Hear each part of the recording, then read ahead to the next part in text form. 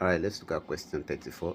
It says set M is equals to x such that 2 is less than or equals to x less than or equal to 6, and n is equals to x such that 4 is less than or equals to x less than or equals to 8 as subsets of the universal set x such that 1 is less than or equals to x less than or equals to 10, where x is an integer.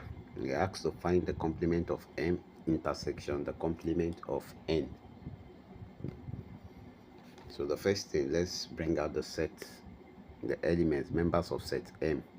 So you see here is 2 less than or equals to x. That means x is greater than or equals to 2. So we start from 2, 2, 3, 4, 5, 6, because that's less than or equals to 6. Now let's bring out for set n.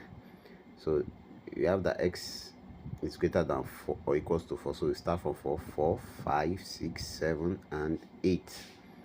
Now M complement. Now the elements M complement is the elements that are in the universal set but are not in M set M, and the universal ranges from 1 to 10. So we list out our universal. Let's list out the universal. That's 1, 2, 3, 4, 5, 6, 7, 8, 9, and 10.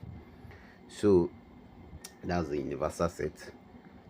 So those numbers that are inside this universal but are not in M are the complement of M. So we have 1, then we have 7, then we have 8, then we have 9, and 10. So those are the sets. Let's look at N complement, N prime.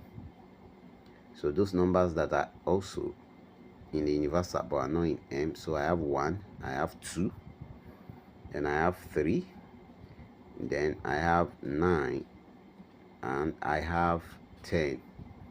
So that's N complement. So M prime intersection N prime, that's the complement of M intersection complement of N, will give us what is common between these two.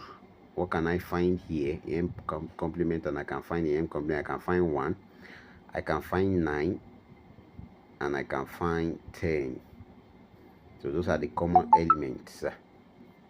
So M prime intersection N prime is 1, 9, and 10, which is option C.